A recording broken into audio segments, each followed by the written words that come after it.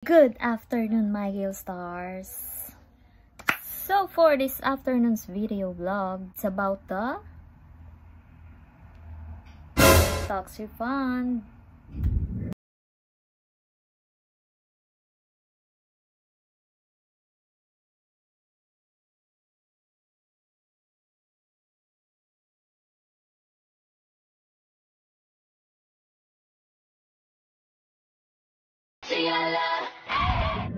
So, paano nga ba at ano ang mga kailangan para sa tax refund dito sa Japan?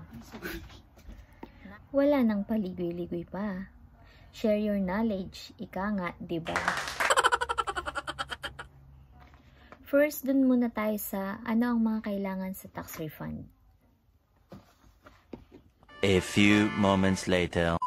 Bilang isang employee na nagtatrabaho dito sa Japan at nagpapadala ng pera sa Pinas, ikaw, ako, kailangan nating mag-provide ng original copy of birth certificate and the original translated Japanese birth certificate from your own original birth certificate. At huwag nating kalimutan mag-provide ng photocopy.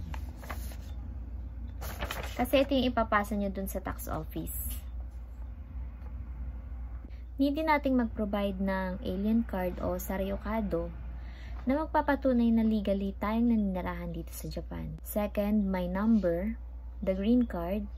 Third, yung photocopy ng passbook nyo. Para pag nakapag-ayos na kayo ng papers for tax refund, dun ihuhulog yung pera na makukuha nyo. Kuha nyo. Importantly needed bilang isang nagpapadala, Gencho. Ito yung cover ng 1 year na sinahod nyo sa Kaisha. And don't forget, make sure na yung name nyo sa saryokado ay tally dito sa, naka-encode dito sa Gencho. Kasi tulad nung sa akin, nagkamali sila ng encode. Bali, hindi naman siya nagkamali. Pero naputol sa computer during tinatype. So, napakahaba daw kasi.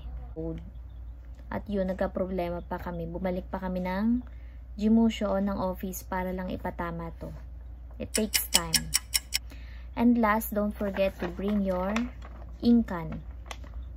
Yung ginagamit sa pag-stamp. Ne?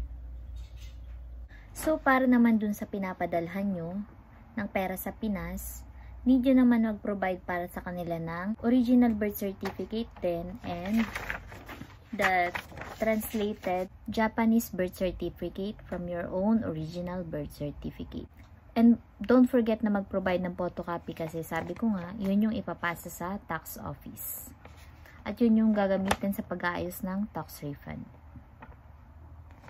So for the summary para sa nagpapadala ng pera sa Pinas, needed requirements to provide original copy of your birth certificate, translated original Japanese copy from your own original birth certificate, my number, alien card, Gencho, passbook, and the last, the inkan or the stamp.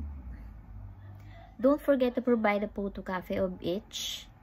And don't forget na ang alien card is front and back po yung photocopy na kailangan. Bale, isang photocopy lang po yung kailangan sa tax office. Pero nasa sa inyo na po kailan yung gusto nyo i-provide. Kung gusto nyo na rin mag-provide ng for next year, kayong bahala.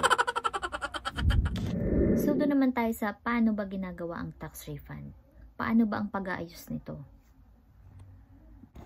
So, madali lang. Punta lang kayo sa tax office at sila na yung mag-a-assist sa inyo. Sila na yung kukuha ng mga photocopies nyo.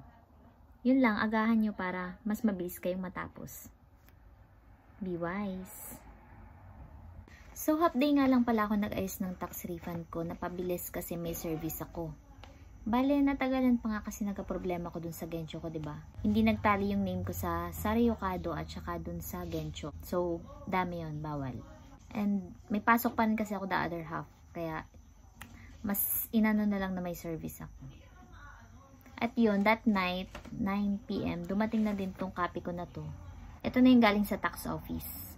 So, dito, makikita o nakita ko na yung marireceive ko na pera na darating dun sa account ko, dun sa pinasa kong passbook number ko sa tax office. So, yun. Share lang. hoping na natuwa naman kayo sa video ko ngayon.